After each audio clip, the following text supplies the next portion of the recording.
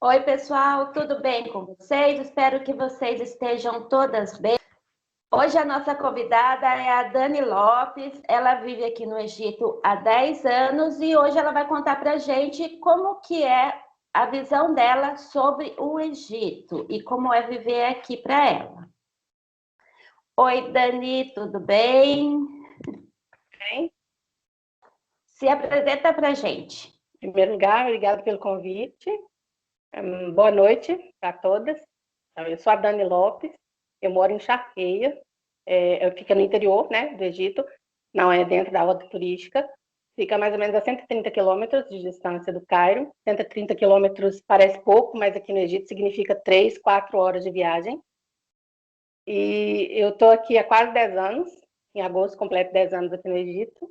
De como é viver aqui no Egito, eu acho que é uma opinião pessoal, acho que cada um tem a sua própria experiência, né? Depende do que a pessoa veio buscar aqui, depende do lugar onde ela está morando, e depende de quem ela se relaciona. Acho que cada um tem a sua vivência, a sua experiência. Então, para mim, é a vida que eu queria. Eu cheguei há quase 10 anos e não pretendo sair daqui. Ah, que bom! E como que foi a sua primeira impressão quando você chegou aqui no Egito? Antes de vir para cá, eu já sabia como era o lugar onde eu ia morar. Mas eu não sabia como era no Cairo, porque como eu não ia morar lá, e eu nunca tive esse sonho de conhecer as pirâmides, o Egito faraônico, o Egito do turismo, então, para mim, não fazia diferença. Foi uma coisa que eu não pesquisei antes de vir morar aqui. Eu realmente pesquisei sobre o lugar onde eu ia morar, o estado, a cidade, as cidades em torno. Então, quando eu desci, né, quando eu saí do aeroporto, eu fiquei simplesmente, assim, pode dizer que impressionada, porque era diferente daquilo que eu via aqui, né? Porque no interior é super diferente do que a gente vê no Cairo. E então eu vi que era diferente. Até parece com o lugar onde eu morava. Eu sou de Belo Horizonte, em Minas. Então, para mim, o que eu pesquisava sobre o Egito era o Egito aqui do interior, para mim, me surpreendeu positivamente. Mas com a maioria das pessoas que eu converso, é o contrário. Porque elas buscam o turismo, o Egito faraônico, aquelas imagens maravilhosas, né? E quando elas saem do aeroporto e olham ao redor no Cairo, é tudo bagunçado, é tudo barulhento, tudo bege, não é uma paisagem de água cristalina, de praia maravilhosa, né? Então, para mim, surpreendeu positivamente, mas não é assim com a maioria. E como que foi a sua adaptação? Então, é outra coisa que costuma ser diferente da maioria. Antes de vir, eu fiquei 1 ano estudando como ia ser a minha vida aqui. Porque o meu marido, eu vim para casar, o meu marido já tinha falado para mim como era, já tinha me mostrado algumas fotos, foto mesmo impressa, de como era. E eu vi que não tinha nada a ver com o lugar que eu morava. Então, eu busquei saber como é que era antes de vir, para saber se eu ia suportar a vida aqui. Porque eu já vim de mala e cuia, com os planos de ficar aqui para sempre. Casou, mudou, levou o quadro. E então a minha adaptação com relação ao lugar foi tranquila, a comida não foi tão difícil, a cultura não foi tão difícil, porque eu já era muçulmana, então já tinha uma vivência diferente da maioria lá no Brasil. E o que eu tive mais dificuldade de adaptação aqui realmente foi o idioma, porque eu cheguei aqui falando várias palavras soltas, substantivos, várias palavras soltas, mas eu tinha muita dificuldade em montar frases, em entender frases. E eu vim para morar com os meus sogros e eles não falavam inglês e nem falavam português, muito menos português. Eu não falava árabe, o meu inglês ainda era muito ruim, então a gente tinha uma grande dificuldade de se comunicar. Então, minha dificuldade de adaptação aqui realmente foi com o árabe. Depois de 3 anos, eu consegui me comunicar com facilidade. E hoje, depois de quase 10 anos, eu ainda tenho dificuldade de me comunicar. Se eu sair do meu ambiente, do meu dia a dia, das tarefas que a gente realiza ali todo dia, né? De fazer um supermercado, uma compra, de ir ao médico, à escola, etc. Mas se eu precisar lidar com um assunto muito específico, eu vou ter dificuldade, porque são palavras que eu não vejo, não ouço no meu dia a dia, né? São muitos ras e ras que eu não vou entender nada. Assim mesmo. E E você aprendeu no dia a dia? aprendi no dia a dia e fui fazendo esses cursinhos gratuitos que tem na internet, participando de grupos que ensinam árabe, né? No Facebook, eu não sei se ainda tem, mas havia vários grupos que ensinavam o idioma árabe egípcio. Então foi assim que eu fui aprendendo. E no dia a dia também. Mas eu confesso que o que deu assim um up no meu árabe foi lidar com os meus filhos. Depois que os meus filhos começaram a crescer e falar, e entender, e escrever, e ler em árabe, isso me ajudou bastante, porque eles se tornaram meus professores. Então, se eu falo e erro, eles me corrigem. Como você se sentiu sendo uma estrangeira? Quando eu vim para cá, não estou falando de política, tá? Mas vou ter que mencionar. Quando eu vim para cá, o governo no Brasil, eu não lembro se era o Lula ou se era a Dilma, nem me recordo. Mas acho que ainda era o Lula, se eu não me engano. Quando eu cheguei aqui, quando se falava em Brasil, ainda falava assim, o Lula, o Brasil do Lula, o Brasil do Neymar, o Brasil do Ronaldo, ainda nem falavam em Neymar. O Brasil. Então, o pessoal olhava para mim com olhos de espanto. Uma brasileira que nasceu lá no Carnaval, que fica de biquíni na praia, eles imaginam que a gente anda de biquíni até na rua, né? E você veio morar aqui, uma cidadezinha desse tamanho, você virou muçulmana. Então, me acolheram muito bem e surpresos, né, por eu ter mudado de vida assim tão drasticamente. E aqui, especificamente aqui dentro da família do meu marido, a família do meu marido é bem pequena, é restrita, né?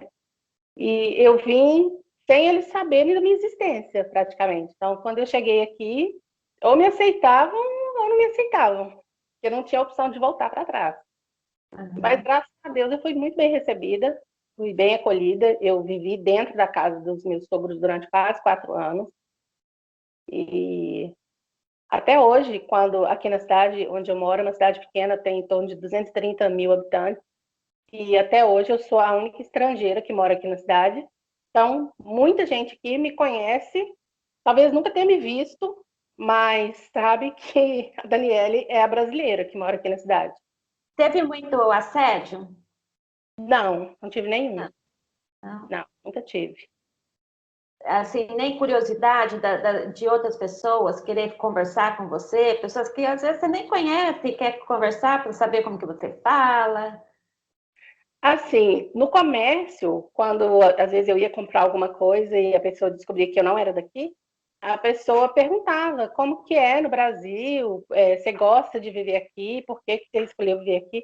Mas de assédio mesmo, nunca sofri. Nem assédio por parte dos homens, né, que geralmente acontece, mas talvez porque eu já cheguei aqui me vestindo como muçulmana, e eu procurei não ser diferente das outras aqui na cidade, justamente para não chamar atenção e para eu ter minha liberdade de sair para onde eu quisesse, sem precisar de ninguém atrás de mim, sem precisar de ninguém cuidando de mim. Então, eu procurei me vestir como as outras para eu me misturar ali e não ser percebida. Percebida. Isso eu faço aqui também, porque é uma coisa que me incomoda. Mesmo que seja assim, bom, não é pessoas, não é homens, mulheres mesmo, fica curiosas, quer conversar, quer saber de onde eu sou, né? Eu não gosto de chamar atenção. Então, meio que eu tento passar como egípcia. E hoje, quando eu cheguei, há 10 anos atrás, eu não me parecia tanto com as mulheres aqui, mas hoje eu acabo me parecendo muito mais com elas do que com a minha própria origem. A minha mãe fala isso, porque eu já pareço mais filha da minha sogra do que filha da minha mãe. Mas o que eu percebo assim na questão de assédio, eu não sei nem se essa é a palavra, acho que seria curiosidade, foi por parte das crianças e dos jovens, dos adolescentes. Porque às vezes se eu estava andando na rua e eu falava com meu marido alguma coisa em inglês, aí as crianças são muito alertas, elas percebiam, não é daqui. Aí eles vinham fazendo carreata atrás da gente para prestar atenção no que a gente estava falando, e às vezes eles perguntavam queriam saber de onde você é, de onde que você veio. E eu nem entendia direito o que eles estavam falando. Eu perguntava para meu marido, o que ele está falando? Está perguntando de onde você veio. Eu falava do Brasil. Ah, do Brasil. Então, as crianças, os jovens ficavam muito curiosos, mas não passava disso. Ninguém nunca chegou a pedir foto, pedir dinheiro, nada. Eu ouço muita gente falando isso, que quando sabem que você veio de outro lugar, que eles querem tirar foto, ou que às vezes pedem para dar um dinheirinho. Nunca passei por isso. A sua maior dificuldade aqui foi o quê? Ah, foi o idioma também. Ganhei muito a questão da sujeira. Tive muita dificuldade com a comida. No primeiro ano que eu morei aqui, eu emagreci 10 quilos. E, consequentemente, eu comecei a ficar doente, porque eu não comia. Eu comia, assim, para sobreviver. Essa foi a minha maior dificuldade. Hoje eu sou mais acostumada com a comida, porém, eu não como tudo, eu não faço também, eu não faço os pratos egípcios, né, aquelas coisas, tudo. Eu me adapto, assim, um meio termo, para poder eu comer e meu marido comer também, porque ele é enjoado para comer. Então, O meu marido né? para Então, suas seguidoras, quem quer casar, presta atenção, que a maioria deles é bem enjoadinho para comer. sou enjoada para comer. E para mim foi bastante difícil essa questão, até de cozinhar, porque eu gosto da comida do jeito que eu faço no Brasil. Mas se eu fizer essa comida aqui, ele não come. O meu esposo, embora tenha morado no Brasil, ele não gosta de comida brasileira. Então, tem determinadas comidas que eu faço e ele sequer experimenta. Ele nunca experimentou e ele continua não experimentando. E, às vezes, você faz uma comida que, para nós, é muito bonita, muito gostosa, e ele olha com aquele olhar, assim, parecendo vômito. É um olhar bem assim. E já eu sou o contrário, eu como de tudo. Me der pedra, se eu conseguir mastigar, eu vou comer. Então, eu me adaptei à culinária daqui. Então, foi bem fácil. E aqui, ao contrário, o cardápio é basicamente egípcio. Uma coisa ou outra eu tento adaptar quando eu estou com vontade de comer comida brasileira. E aí eu posso fazer que ele não come. Eu já sei que ele não vai comer. E o meu filho caçula é igual a ele. Ele não come. Embora desde criança, desde bebê, eu tenha oferecido, ele não se adaptou. Já o meu filho do meio come de tudo, brasileiro, egípcio, o que der ele come. Mas o meu filho Né? caçula é igual ao pai. Ele só aceita comida egípcia. E você aprendeu bem a culinária aqui? Para a referência que eu tenho é a família do meu marido, né? Eu não frequento outras casas aqui, eu nunca frequentei a casa de uma brasileira, por exemplo, para eu saber como é feito, o que eles comem. Então, eu não sei como são nas outras residências. Nas residências que eu costumo frequentar aqui, há um ano a gente não frequenta a residência de ninguém, né? Mentira. Porque ninguém está em lugar nenhum aqui desde março. É verdade. Eu frequento a família do meu marido, os amigos do meu marido, e é comida egípcia. Então, modéstia à parte, todo mundo diz que eu cozinho muito bem. E o segredo é que há uns 2 anos, mais ou menos, o meu sogro faz as refeições aqui na minha casa. E ele diz que eu cozinho melhor do que a minha sogra. Quem me ensinou a cozinhar a comida egípcia foi a minha sogra. Ah, tá Então, vendo? que eu cozinho melhor do que ela. Meu marido também fala isso. Então, eu imagino que eu cozinhe bem, que eu saiba fazer os pratos deles com perfeição. Talvez, você disse que você teve muita dificuldade em se adaptar à culinária daqui. Para mim, eu acho a culinária daqui muito engordada, muito pesada. Tudo tem muita fritura, tudo tem muito óleo, né? E na minha forma de fazer, eu já evito o máximo que eu posso. As frituras, a gordura, o óleo, né? As carnes, eu evito, eu procuro tirar as gorduras e tal. E eu vejo que na culinária daqui, a comida já é pesada e eles colocam muita manteiga, muito ghee, muito óleo, né? Muito azeite. E eu não sou assim, eu não faço assim. quantidade de óleo que eles usam, eu não uso aquela manteiga que eles cozinham, eu não uso. Eu faço assim bem light mesmo, porque eu não tenho estômago para comer a comida pesada deles, entendeu? Não é que seja ruim, é que me faz mal, não cai bem, sabe? É esse o problema. Então eu faço assim, eu uso o mínimo de óleo. Eu uso aquela manteiga, eu não uso para nada. Eu tenho alguns pratos que você tem que usar, mas eu até usava no começo, mas depois eu parei de usar. E eu uso só o óleo de girassol para cozinhar, Nós né? também. Então eu não uso nada pesado, tanto que minha sogra quando vem comer aqui, ela fala que ela come a comida, fala, é leve, muito leve, porque não é aquelas comidas pesadonas que eles comem, não. É muito pesado. E os doces, né? Os doces têm muito açúcar, muito açúcar. Aquele doce que você come e dói aqui no cantinho, ó, de tão Meu doce que Deus, eu também não me agrada. Então, as eu, sobremesas que eu costumo fazer são mais light, até porque aqui em casa nós, os adultos estão todos diabéticos, então tem que maneirar bastante no açúcar, de vez em quando, bem um pouquinho. os doces também, o que eu gosto aqui é do bolo, que a gente compra pronto, aqueles recheado de aniversário mesmo, né? Aquelas Que eles vendem o pedaço, eu gosto daquele bolo, e o bolo inteiro também.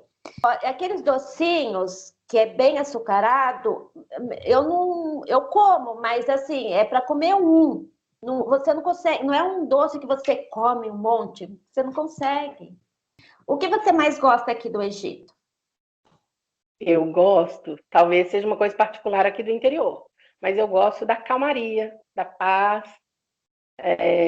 Todo mundo reclama do corre-corre que tem no Cairo, do buzinaço, e aqui, onde eu moro, é super tranquilo. E o que eu É, mais gosto aqui é disso. Uma outra coisa que eu gosto muito aqui, até fiz um stories esses dias no Instagram, é do pôr do sol, do nascer e do pôr do sol. Talvez no Brasil eu não tivesse tempo para admirar o nascer e o pôr do sol. E aqui eu tenho esse tempo. E eu admiro, eu usufruo. Então, gosto muito de assistir aqui o nascer e o pôr do sol. e tem alguma coisa que você não gosta? A lista é grande. A primeira, acho que é a sujeira. A maioria das pessoas que moram aqui ou que vêm passear reclamam, né, da sujeira. E até aqui, embora as ruas aqui recebam, né, manutenção 2 vezes por dia, de manhã e no final do dia, tenha quem limpe as ruelas, elas têm sempre muito pacote de chips, pacote de salgadinho, garrafinha descartável. E eu moro exatamente em frente a uma lojinha dessas que vende salgadinhos. Então, as crianças comem ali e já jogam ali mesmo, né? E está sempre sujo em frente do prédio, em frente de casa. Então, acho que a sujeira é o que me incomoda mais. Às vezes você quer falar, gente, não é assim que funciona, né? Vamos ser organizados. Mas Eu vou em festa de casamento, eu ia em festa de casamento antes da pandemia, é, e eu sempre levava uma sacolinha, porque ou a gente leva lanche de casa, né, para as festas de casamento aqui, eu nunca tenho uma comidinha. Então, eu levava um lanchinho para as crianças e sempre levava uma sacola para recolher o lixinho deles. E às vezes eu levantava da mesa antes de ir embora e tinha vários lixos na mesa que não eram nossos. E eu recolhia tudo. E as pessoas ficavam assim: essa mulher doida tá catando esse lixo. Ela vai levar para reciclar, sabe? As pessoas ficam surpresas porque a gente está fazendo isso. Quando você está andando na rua e você terminou de comer uma bolacha, e você não joga na rua, às vezes você guarda dentro da bolsa, até o marido fica, para que você está guardando lixo na bolsa? é o que eu Né? faço E, também. Eu guardo o meu lixo, eu guardo na minha bolsa também. Eu não jogo na rua, por mais suja que a rua esteja, eu não jogo meu lixo na rua. Porque também eu acho que a gente é exemplo e a gente vai dar exemplo para alguém. Alguém é que está verdade. vendo ali que a gente está fazendo, nem que seja uma pessoa que vai aprender que não se joga na rua, já está valendo alguma coisa, né? Eu penso assim.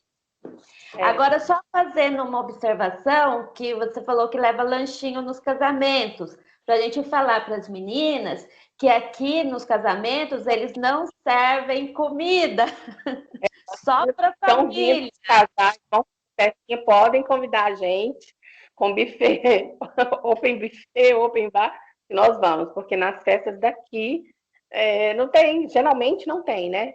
Eu até vejo alguns lugares no Caio, quando a família tem mais condição financeira, que eles têm o buffet, né? Eu nunca participei de uma festa assim aqui. As que eu vou tem no máximo uma caixinha com uma fatia dessa de bolo que você gosta, e um croissant ou um pãozinho tipo cachorro quente com uma kofta dentro. O pãozinho tem 20 centímetros, a kofta tem 3 centímetros. É assim, ainda você está no lucro. Isso quando você está muito no lucro. Quando você não tem tanta sorte, você vai ter ali uma garrafinha ou uma latinha de mirinda quente. Exatamente. Aqui, não sei como é aí nessa cidade.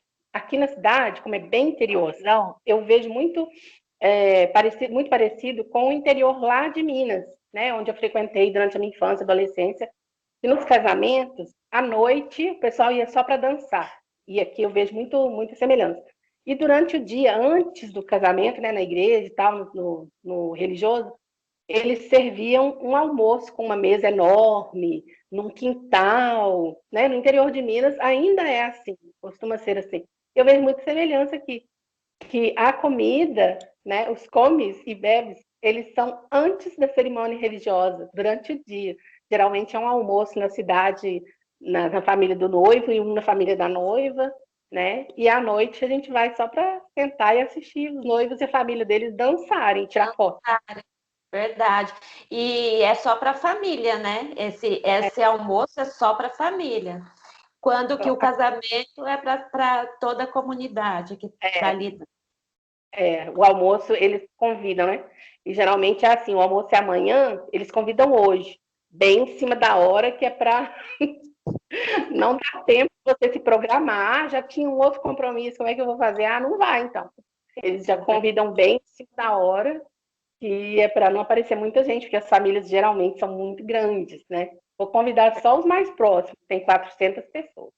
E para você, como que é criar seus filhos aqui? Então, sobre criação de filhos. Acho que criar filhos é uma tarefa difícil em qualquer lugar, né? Eu tenho uma filha que foi criada e é criada lá no Brasil, com a cultura brasileira e tudo mais. E os meus 2 filhos que nasceram aqui, eles são criados aqui, mas quem educa sou eu, né? A maior parte do tempo, quem educa sou eu.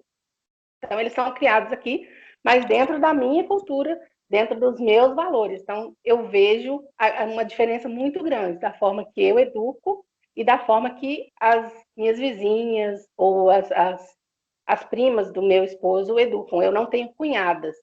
E, então, a minha referência são as primas ou as vizinhas.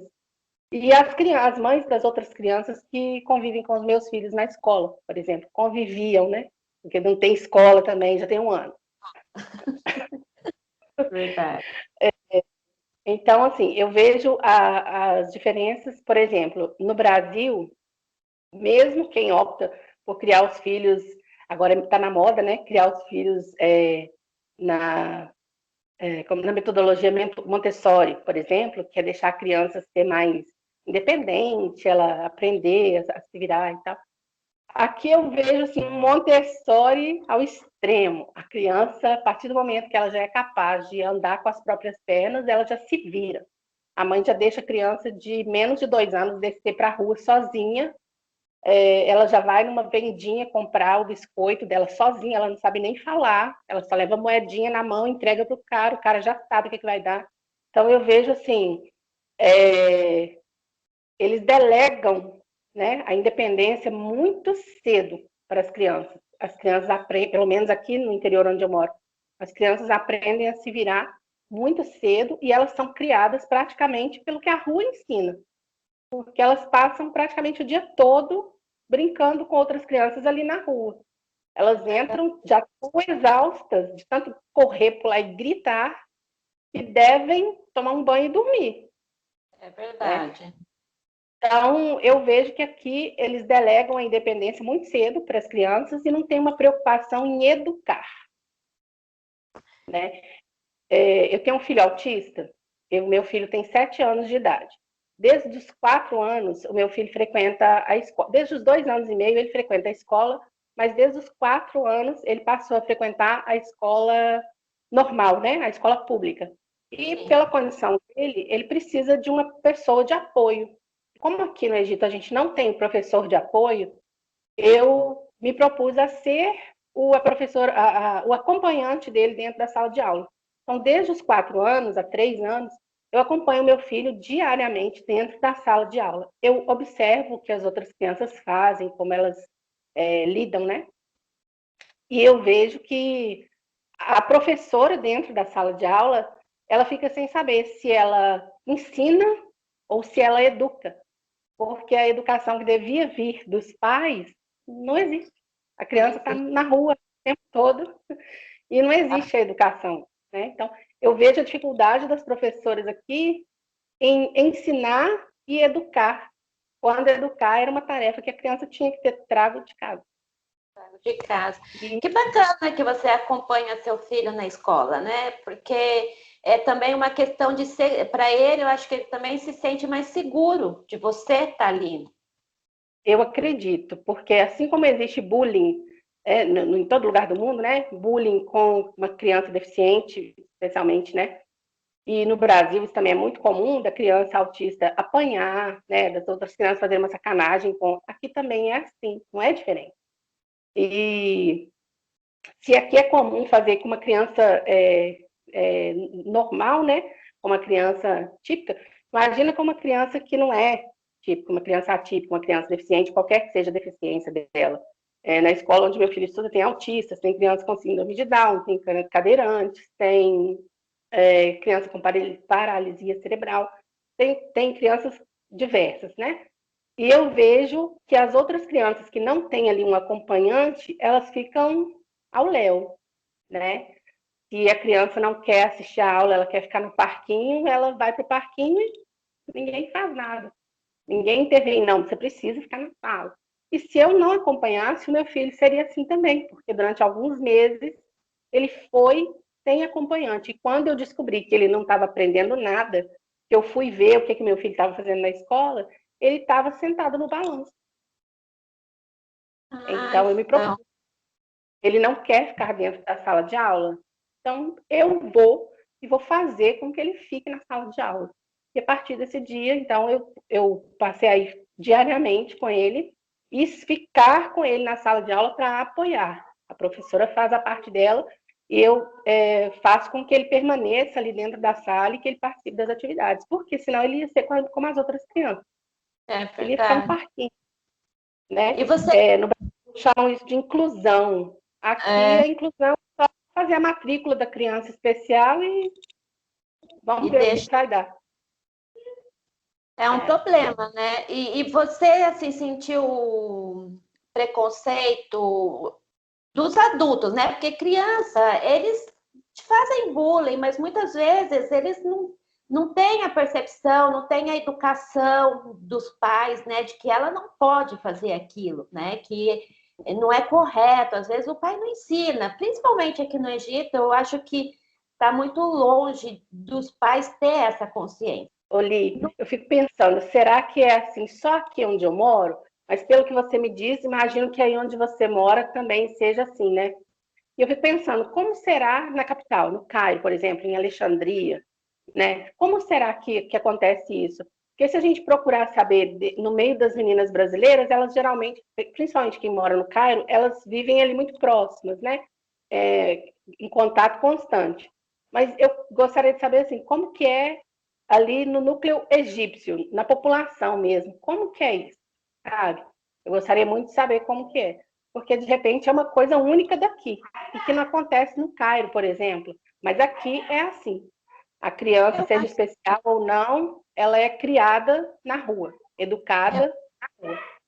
Eu acho que não, eu acho que é do geral mesmo, porque aqui onde eu moro, as crianças ficam o dia todo brincando na rua. Às vezes eu fico observando, uma bate na outra, elas brigam, uma estapeia a outra. No meu prédio também tem duas crianças especiais, elas são mudas, são dois irmãos.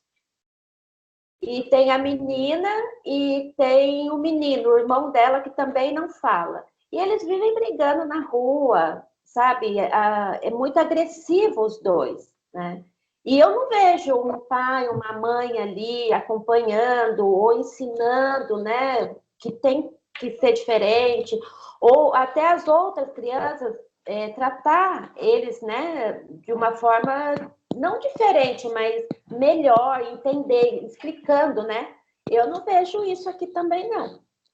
É, Eu acho que é no geral mesmo, a população no geral tem essa dificuldade. verdade, eu acho muito a Deus dará, né? A criança aprendeu a andar, deixa ela se virar. Então, sabe que eu achei bastante estranho? Tinha uma vizinha, ela tinha duas meninas, e a menina dela mais velha tinha 7 anos. E ela gostava muito de ficar aqui em casa. E ela vinha aqui, ela queria lavar a louça, ela queria varrer a casa. E eu falava para ela, não, não vou... porque na minha concepção, uma menina de 7 anos, ela não tem que fazer esse tipo de coisa, lavar louça. Ela colocava uma bacia que eu tenho para subir na pia, porque aqui as pias são altas, né? E para poder lavar minha louça, mas assim, no início eu achava que um absurdo, eu falava para ela que não era para ela fazer aquilo, né? E quando até eu nem conseguia me expressar muito bem, eu falava ao meu marido, fala para ela que eu não, né, não faz isso. Mas aí depois eu, eu passei a entender ela, porque é uma coisa que ela faz, ela com certeza ajudava a mãe fazendo, lavando a louça, cortando a comida, que ela queria, quando eu ia fazer a comida, ela queria cortar junto comigo, os pepinos da vida. E aí depois eu passei a deixar ela fazer isso junto comigo, porque é o jeito que ela era criada. E eu, para mim, estava errado aquilo, né? Na minha concepção, porque uma filha minha com 7 anos jamais vai estar na beira de pia, de fogão, né? Não é perigoso, verdade. Então foi assim uma coisa que eu estranhei bastante. Eu ficava bem curiosa. Ainda tenho essa curiosidade de saber, será que só aqui? Será que é uma coisa assim de interior, né? Porque no Brasil, eu não sei se ainda é assim, tô fora de lá já faz muito tempo. Mas eu me lembro que quando eu era criança, eu também brincava na rua, mas eu não ficava das 7 da manhã às 9 da noite na rua. Não era assim. Eu tinha meu horário para entrar para casa, e aqui não. Aqui, 11 horas da noite, você ainda. Agora no inverno não, né? Muito frio, mas no verão, 11 horas da noite, às vezes meia-noite, ainda tem criança brincando na rua. No Ramadã, madrugada fora, aqui, as crianças estão brincando na rua e não tem adulto por perto para monitorar, não, é só criançada, não é verdade? Eu tinha essa curiosidade de saber se no Cairo, né, nos subúrbios do Cairo, nos bairros distantes, assim, fora ali do núcleo de brasileiros, ou de turistas, ou de estrangeiros que moram aqui, se as crianças também têm esse comportamento. Aqui onde eu moro, no Ramadã, as crianças ficam a noite toda na rua. Como aqui. E elas gritam tanto que parece que elas estão gritando aqui dentro da minha sala. Eu faço, às vezes, né, quando tinha aula presencial, as escolas estavam abertas, eu passava em frente à escola, gente, quando eu não estava lá dentro, gente, como é que esse povo que mora aqui ao redor consegue viver? Quando chega as férias escolares, esse povo deve soltar foguete. Agora, com as escolas vazias, o povo deve estar achando uma maravilha, porque é o maior silêncio, né? E quando tem aula, aquilo fica um barulho. As crianças, as que ficam gritando na rua, geralmente são 10, 20 crianças, e ali dentro da escola, que são 600, tudo gritando ao mesmo tempo, vivendo Rivotril. É verdade. E falando sobre a escola e questão da pandemia para você, como que foi, né, o início, que foi muito mais intenso, eu acho, no início, né? E hoje, sem escola, e como que está sendo para você? Bom, desde que eu vim morar aqui, eu já não tive mais contato, não tinha amizades, né, brasileiras, esse negócio de ficar visitando, encontrando. Aqui na cidade não tem nenhuma brasileira. A brasileira mais próxima está a uns 40 quilômetros daqui e a gente nunca se encontrou. Então, não tem esse costume de ficar visitando ninguém. Então, eu sempre fui mais na minha. Minhas amizades são mais pela internet, né? As amizades que eu já tinha, as que eu conquistei depois que eu vim para cá. Então, é mais virtualmente. E os meus happy hours são virtuais. Então, essa parte, para mim, foi muito tranquila, porque todo mundo passou a fazer aquilo que eu, e eu acredito que você também, já fazia. Já fazia.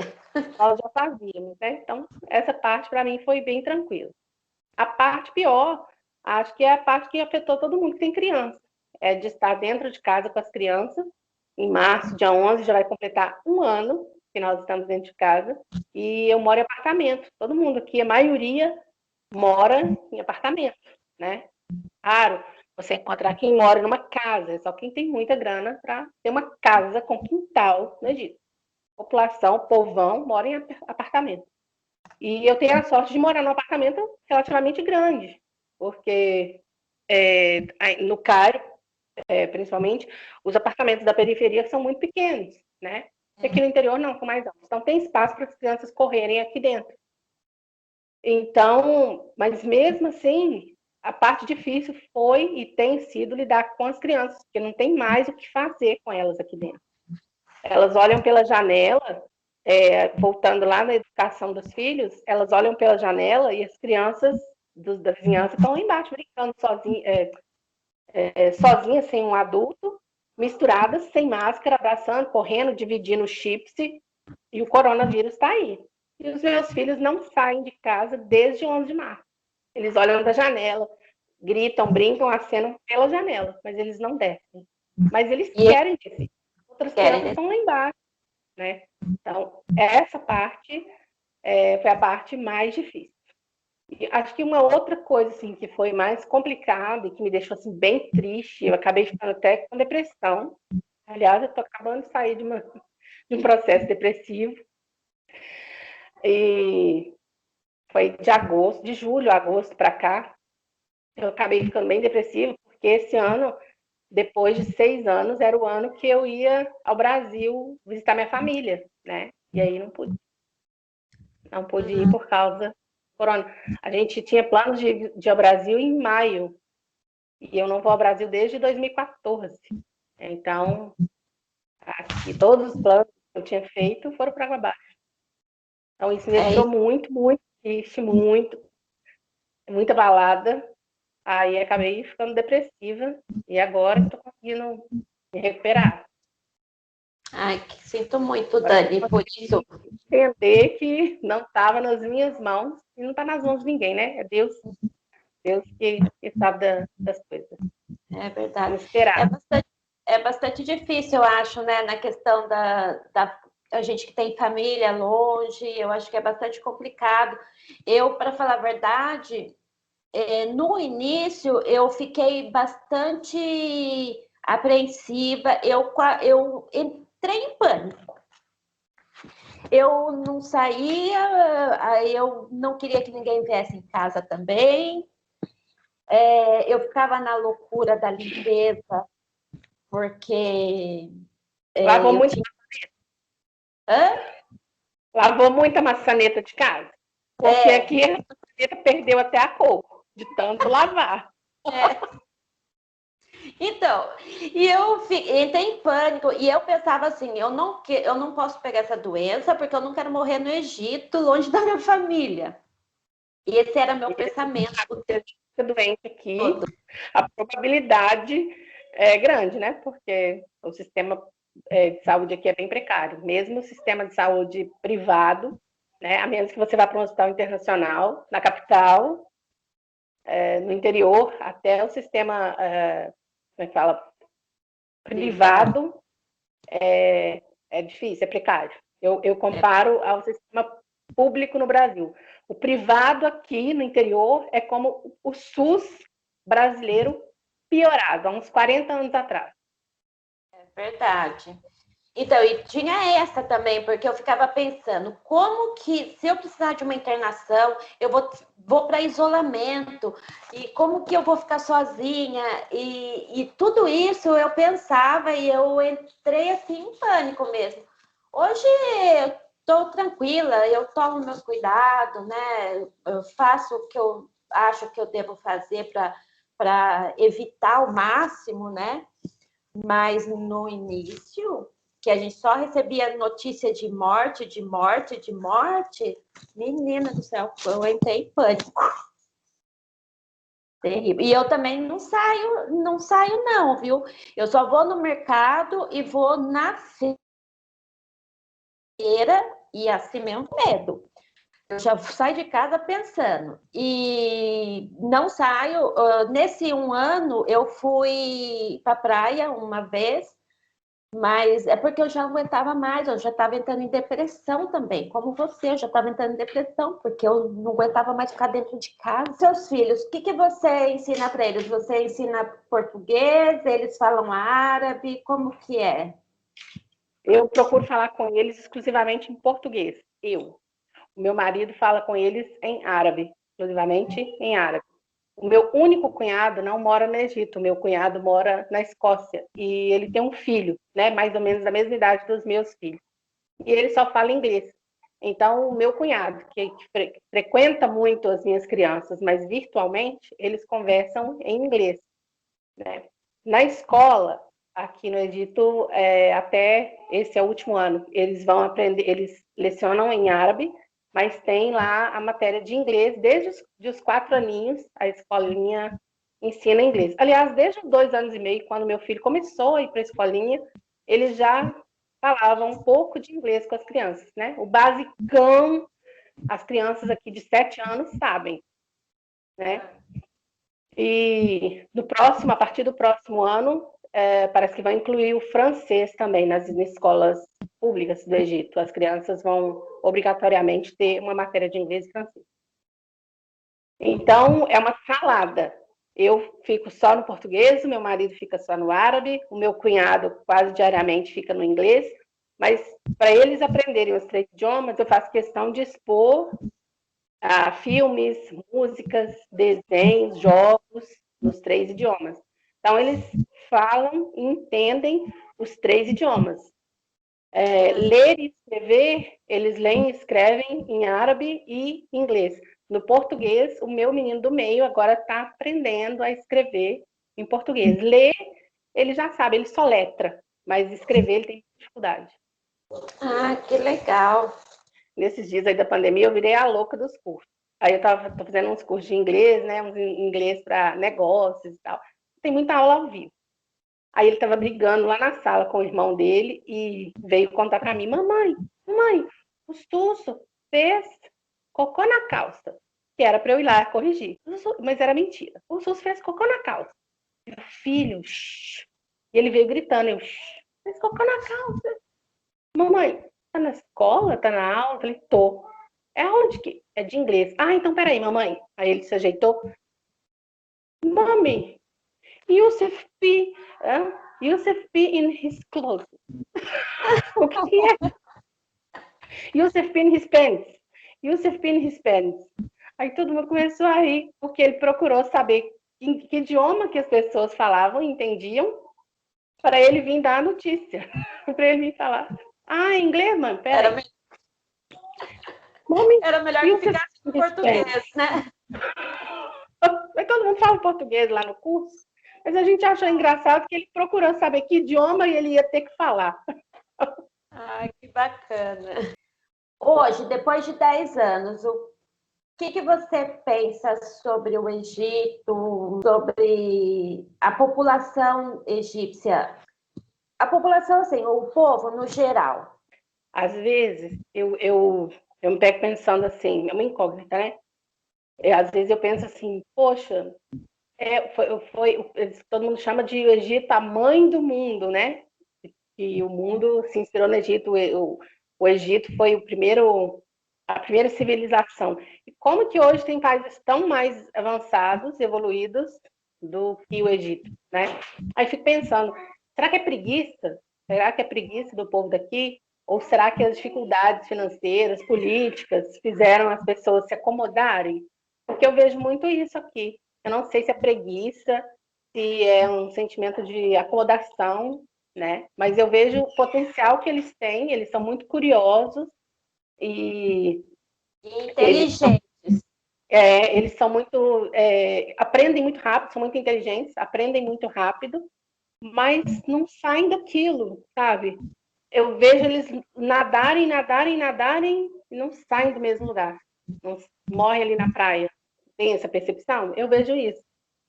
E vejo muito nos jovens daqui, hoje em dia, eles têm olhado muito para o Ocidente, né? Querendo se espelhar no Ocidente. Então, tenho visto muita evolução na galera jovem, né? Até 25 anos, 20, 25 anos.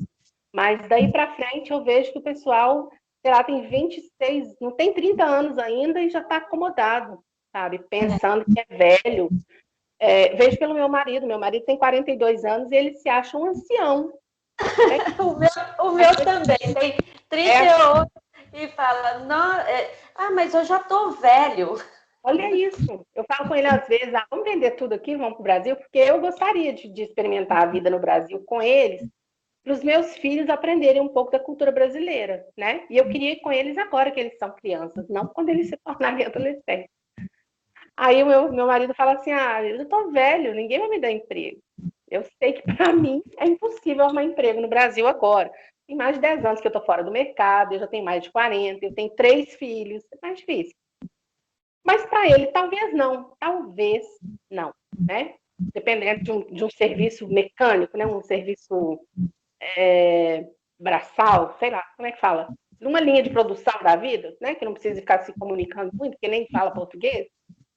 Aí ele fala assim, estou muito velho para essas coisas, meu lugar é aqui mesmo, sabe? Eu vejo ele muito desmotivado, sei lá, acomodado, perdeu a esperança na vida. Mas eles são... Deus chamar, 40 anos. Eu acho. Com 40 anos, você pega um rapaz no Brasil, ele está indo para academia, ele está cheio de planos, ele está na universidade, está fazendo um monte de coisa. E aqui os caras de 40 anos estão esperando, já estão escolhendo a bengala. E parece que eles têm vergonha, né, de estudar, né, numa idade mais avançada, assim. É vergonhoso para eles. Também percebo isso. Mas você não acha, assim, que eles são muito preocupados com o que os outros vão falar, com o que a sociedade vai falar? Eles estão muito preocupados com isso. Então, eles vivem em função do que o povo vai dizer, sabe? E isso que eu percebo aqui. Eu estava falando sobre exatamente isso hoje com uma outra brasileira aqui, a Betisa, que você conheceu agora há pouco. Nós estávamos falando justamente sobre isso, que eles vivem em função do que o outro vai pensar, do que o outro vai ver, vai perceber, né? Eu também vejo muito isso. A gente mora aqui na cidadezinha pequena, como eu disse, é uma cidade em área rural, e todo mundo dá notícia de tudo que está acontecendo na cidade, né? Aí onde você mora, deve ser assim também. Morre um na cidade, a mesquita avisa nome, sobrenome, nome da família, né? Todo mundo fica sabendo quem morreu. E então eu vejo que eles ficam muito preocupados com o que os outros vão falar. Daí o meu marido fala assim: a gente está construindo num outro lugar, estamos esperando o acabamento final, para a gente se mudar para Ashara Ramadan, que é mais próximo lá do Cairo, fica bem próximo do aeroporto e tal. E tem muito estrangeiro lá. Então, o meu marido fala que ele não vê a hora da gente se mudar para lá, para a gente ter liberdade. A gente ter liberdade. Mas assim como nós estamos construindo lá, vários outros casais, mais ou menos na nossa cidade, também estão construindo lá. Daqui da cidade, estão construindo lá. Ou seja, muita gente vai migrar para lá. E o pensamento vai continuar. O pensamento vai ser o mesmo. Né? A mentalidade é a mesma. Vai chegar todo mundo lá preocupado. Um vai cuidar da vida do outro. Exatamente. Todo mundo preocupado, não posso fazer isso. O que o fulano vai pensar? Eles se preocupam muito com isso, é de verdade. Desse jeito, de verdade. Eu falei que aqui na cidade tem mais de 230 mil pessoas e acho que eu ainda seja a única estrangeira por aqui. E tem um monte de gente aqui que nunca me viu, mas sabe meu nome. A Daniele Lopes. Ah, Daniele Lopes é brasileira? Entendeu? O que eu sou? Que não sou nada, sou dona de casa e tem um menino que vou pra, talvez por isso que me conheça, né? Ah, a mãe daquele menino que vai para a escola todo dia com o menino, talvez por isso. Mas todo mundo dá notícia. É verdade, viu? Fica tomando conta da vida da gente. Então, Dani, fala pra gente um pouquinho sobre as coordenadoras das meninas que auxiliam, né, outras brasileiras com assuntos da embaixada. Eu não vou saber te precisar quanto tempo, mas a gente sentiu aqui a necessidade de ter um núcleo para cada região, né?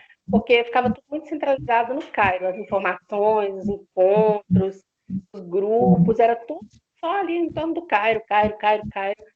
Começou a ter muitas brasileiras que vinham para cá para morar em outros lugares, como a gente, né? Então, nós começamos a perceber essa necessidade. E aí, uma das meninas que hoje é coordenadora, a Sandra, que já tem muitos anos de Egito, ela tem um contato muito próximo com a embaixada, né? E então, ela em contato com a embaixada, eles resolveram que seria interessante a gente ter coordenadores por região. E essas coordenadoras seriam como núcleos, né? Para promover interação, reunir as brasileiras ali naquelas regiões, seja dentro de uma governadoria, né, de um estado, ou de várias governadorias menores, uma quantidade menor de brasileiras, como é o caso aqui de Charqueia, Calilveia, da Carleia e da Mieta, que é a coordenação de que nós participamos, né, o nosso grupo, e que essas coordenadores poderiam, de alguma maneira, auxiliar tanto as brasileiras como a embaixada. Como? Em que sentido? Por exemplo, nós que moramos mais distante do Cairo, se tem algum problema que a gente precisa de auxílio da embaixada, a embaixada tem uma grande dificuldade de deslocar até nós para resolver. Né? E, da mesma maneira, às vezes tem alguma dúvida que a brasileira precisa, ou várias dúvidas que a brasileira precisa, várias demandas, e talvez ela consiga resolver sem se deslocar até a embaixada. Talvez ela possa resolver por telefone, por WhatsApp, por e-mail. E cada uma delas, tentando entrar em contato com a embaixada, era uma dificuldade muito grande de conseguir falar lá. Né? Às vezes o telefone não conseguia ligação, às vezes a menina tinha acabado de chegar aqui e não entendia árabe ou inglês para saber o que estava falando ali naquela gravação, né, da embaixada. Então, a criação das coordenadoras, né, desses núcleos, poderia ser uma forma de facilitar, de intermediar a comunicação entre as brasileiras e a embaixada. Né? Então, a gente, na verdade, nós não temos o poder de resolver nada. A gente apenas faz um intermédio entre a brasileira e a embaixada, tentando facilitar esse caminho de comunicação. Porque, de repente, é só uma informação que a gente sabe que a gente vai passar, ou, às vezes, é um tipo de ajuda até psicológica, ou, de repente, uma ajuda financeira, que a embaixada não vai colaborar, né? Às vezes, a menina, o rapaz, o marido perdeu o emprego, por exemplo. O marido perdeu o emprego, ela não tem nem o que comer em casa. Ela precisa de um tipo de auxílio que a embaixada não vai promover para ela. Mas que as outras brasileiras que moram ali na mesma região, né, podem promover um tipo de caridade e colaborar. Né? Então, foi por esse motivo que foram criadas as coordenadoras. E depois de algum tempo, veio a pandemia, né? E justamente foi a primeira grande tarefa nossa dos coordenadores, foi justamente de mapear as brasileiras que residiam aqui no Egito, porque um dado que a própria embaixada não tinha, porque muita gente vem morar aqui e não se cadastra na embaixada, e não se cadastrou ainda, faça o cadastro, é importante. E tem muita gente que veio morar, fez o cadastro, voltou para o Brasil, mas continua cadastrada lá na embaixada, como se estivesse morando aqui. Então, não tinha um controle muito exato de quantos brasileiros estavam residindo aqui. Então, no início da pandemia, nós fizemos esse levantamento. Talvez não tenha sido 100%, porque ainda, com certeza, tem brasileiro esparramado aqui nesse Egito que não tem contato com outros brasileiros, ou porque não quer, ou porque nem imagina que tem outros brasileiros aqui. Vários que possam ajudar, né? Exatamente. Aí foi por esse motivo que foram designadas essas coordenadoras. Inclusive, no final do ano, em agosto, quando eu fiquei bem mal, né, uma crise depressiva bem forte, eu fiquei bem distante, né, eu preferi me ausentar, me excluir, fiquei bem quietinha no meu canto, porque eu não estava em condições de ajudar a mim mesma. Como é que eu ia auxiliar outras meninas? Mas, caso elas precisassem, elas iam entrar em contato comigo, que muitas fizeram, até meninas que não faziam parte da minha região, e eu direcionei para a coordenadora que era responsável por ela. E agora, provavelmente, a coordenação das governadorias, e eu estou lá no elas vão passar por uma outra coordenadora, que eu vou assumir um outro projeto pessoal, e talvez eu consiga mais auxiliar as meninas que precisam de intermédio qualificado. Então, eu provavelmente vou delegar para uma outra pessoa que vai ficar responsável por essas governadorias. E vou continuar ajudando as meninas que precisarem me procurarem, né, no privado, vou continuar auxiliando, mas como coordenadora mesmo, eu acredito que eu esteja encerrando o meu mandato. Ah, que pena! Agora que a gente está se inteirando, né? Não, mas fique tranquila, eu encerro o mandato como coordenadora, mas como a gente mora na mesma região, né, na mesma área de abrangência, nós vamos continuar participando no mesmo grupo de coordenação, né? Então, vou continuar por lá. Se precisar de alguma ajuda, pode perguntar que eu vou poder te ajudar também. Eu apenas não vou coordenar. Eu acho um trabalho bastante importante, porque às vezes a gente fica longe do nosso país, num país estranho, e a gente muitas vezes não sabe aonde correr em determinadas situações que às vezes você precisa. E eu acho que é um trabalho bastante legal, assim, importante, porque de ajudar mesmo e outras brasileiras se sentirem mais seguras, né? De saber que você pode contar, nem que seja para uma orientação, sabe? E eu acho um trabalho muito importante, muito legal mesmo. Tem muita brasileira aqui que às vezes ela está sofrendo, está num relacionamento abusivo e ela não fala com ninguém. Ela não tem ninguém aqui, ela não tem nenhum parente. E aí o marido aproveita que ela não tem ninguém por ela aqui e às vezes ela tem vergonha ou medo, ou por orgulho ela não fala com a família dela no Brasil sobre a situação que ela está passando aqui. E pelo cara saber que ela está aqui praticamente abandonada, ninguém está nem aí, né? Ele faz o que quer com ela.